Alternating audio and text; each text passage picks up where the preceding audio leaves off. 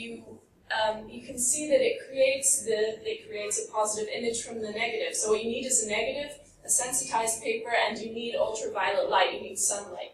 So, what's important about this is that they need to come in contact with ultraviolet light. You can't develop them in a dark room. That's what a developed out print is. A printed out paper is developed by ultraviolet light.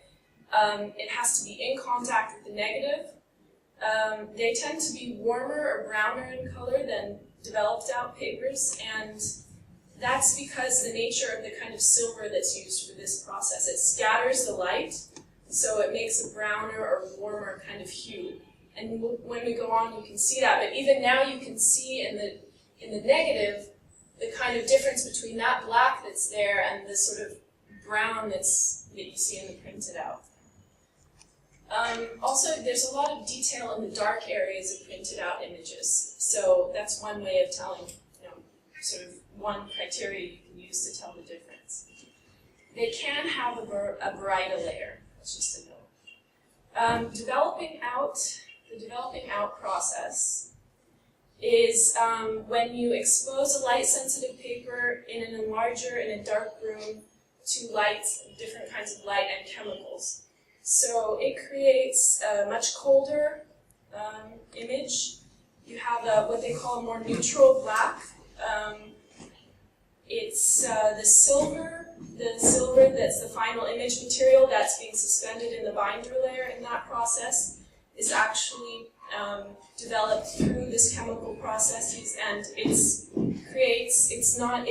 shape is actually different, so it's not scattering the light, which makes it create a different kind of hue. So the shape of the final image material, in this case, in both of these cases, silver, creates different kinds of hues. Let's see. Not all. I'm using silver as an example for final image material. Not all processes are obviously using silver as a final image material, but it's very it's a very prevalent process. Okay. In terms of identification, it helps to look at the format. So these are just some considerations, some things to consider when you're looking at a photograph, at a print, and you want to try and understand what kind of process was used. You can look at the format. Is it a carte de visite, which is, I'll get into that a little bit later, but that term has to do with the size of the image, which was introduced in 1856, popular in the 1860s and 70s. If it's that format, it helps you, understand what the date is and understand what the process might be. It could be a cabinet card, which is larger and has a different sort of date range. You can also look at the image color, for example, in the sense that in relationship to what I was just discussing, a printed out process versus a developed out process. But you should also keep in mind that there's toning involved. So tones are used in different processes, and I'll speak about that in a minute. Which is non-image color. Tints are also used. There's also tinting, which is important. Is it a professional photograph or is it an amateur photograph? 19th century photographs tend to be by professionals. 20th century photographs could be either. These are just suggestions, so these are not hard and fast rules, but things to keep in mind. Is the surface matte or is it gloss? And that will help you understand what the technique was that was being used. If you have a kind of a low-level microscope, you can even sometimes look at the surface of the image and see if paper fibers are visible or not, and that will help you also determine the process that's being used. And finally, the most obvious, one of the things that's most obvious but tends to be forgotten is you can just look at the, what's in the photograph. Are there inscriptions? Is there something written on the back? What are they wearing? And look at the image itself for clues. Finally, also deterioration. How has the image deteriorated? helps you understand the process. So, the albumin print. Popular by 1855, and it's just to get back to the structure I was talking about. The binder is egg white, and it's on the primary support is rag paper. It does not have a baryta layer, so that means that if you look under a microscope, you can see the paper fibers. It is a printed out process using photolytic silver, like I described, so it will probably have a warmer tone. The way it deteriorates, if you can look for a certain pattern of deterioration under a microscope, even a very simple microscope, you can see a kind of pattern of cracking that is typical of albumin deterioration, which has to do with how the egg white binder is deteriorating. Often they're gold toned. They have a purplish brownish image color when new. They have yellow highlights, and that has to also often when they deteriorate, the binder will start to yellow, and you can notice that. And something that photographers used to do was to add a pink or a blue dye to try and sort of correct for the yellowing that they knew would happen. And it's not you don't look at the image and think, oh, this is a blue image or this is a pink image, but if you look at it closely, you can start to see that. Often they're mounted because they will curl quite quickly if you don't mount them. Right, so they tend to lose image detail, binder starts to yellow, and the binder starts to crack. These are the deterioration characteristics of album. Here's one photograph, one album in print from the collection, the Mectheffa collection that I work with. It's actually a photograph of a painting, and you can see it's mounted, and it's starting to fade in places. Actually, the yellowing is not too bad, but you can notice it's fading also because there's often retouching that has been done, and so when the photograph starts to fade, the retouching becomes more obvious, and it looks like somebody's been drawing over it. I don't think that would have been as obvious originally. Here's another example.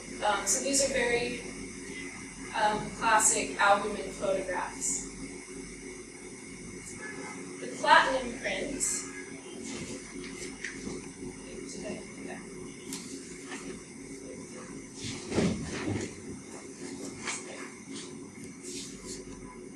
The platinum print is an iron-based process, so it's using the light sensitivity of iron salts. The iron salts are the final image material. The popular usage of this was 1880 to 1930. Does not have a binder layer, does not have a baryta layer, and the paper fibers are visible under magnification. It's usually cool black to brown in image tone and matte. This is one of the processes that actually is the most durable. So it's one of the ones that's least prone to fading. Sometimes there is yellowing of the paper support, and another very typical sort of characteristic of deterioration of the platinum print is the transfer of the image. So here's a platinum print, also from the Mectheffa collection, and this was what was on its back. It's actually this print, which was obviously done in the same sitting, and was they were stacked on top of each other, and this print has transferred, you can see, to the back of the other print. And time. Okay, I think I should skip the silver gelatin printing out, but I'll just show it to you. There's kind of as you can see, this brownish tone that's there. But let me talk about this silver gelatin developed out print. This one is very prevalent. I found even from quite early on, 1905 to 1960. So I've seen these in the Sebit collection from the 1910s, actually, and because it's a developed out process. You can see the blacks are what I said are called neutral blacks. They're let me give you an example. This, you can see how where it's black, it's very black, and it's not sort of, the black itself is not kind of brownish, or, I mean, it's hard to describe it. You have to do it by comparison. I think it's very different than this photograph, for example.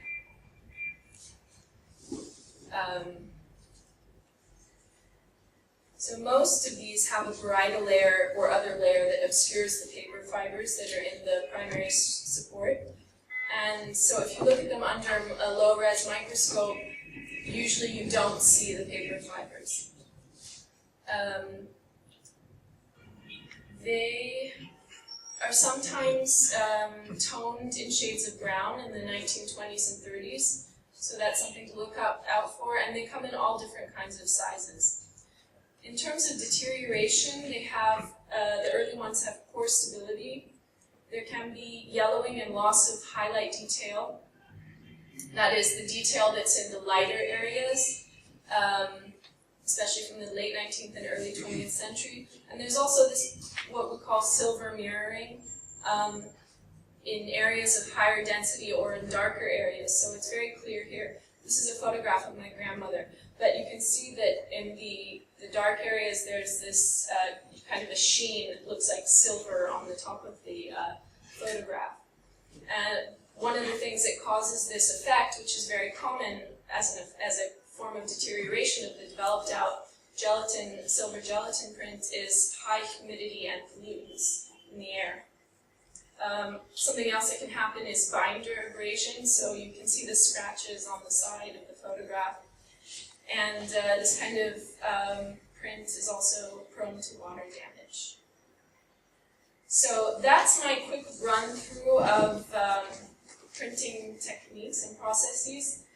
And I think we'll go on to the next section, which is more about issues of access and archives, etc.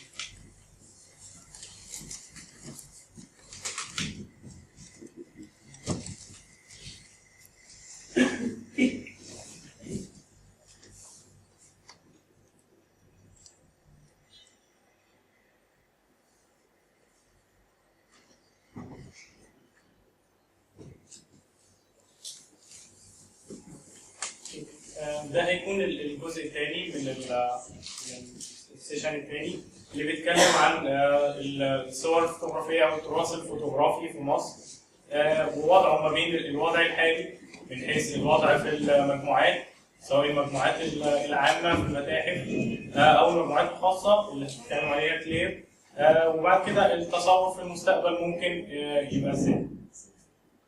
الوضع الحالي زي ما قسمناه. بعد كده التراث الفوتوغرافي بشكل عام بيتقسم في مصر ما بين المتاحف، سواء كانت متاحف تاريخيه او متاحف اثار او متاحف فنيه او حتى متاحف وظيفيه زي متحف سكه الحديد ومتحف البريد وغيره.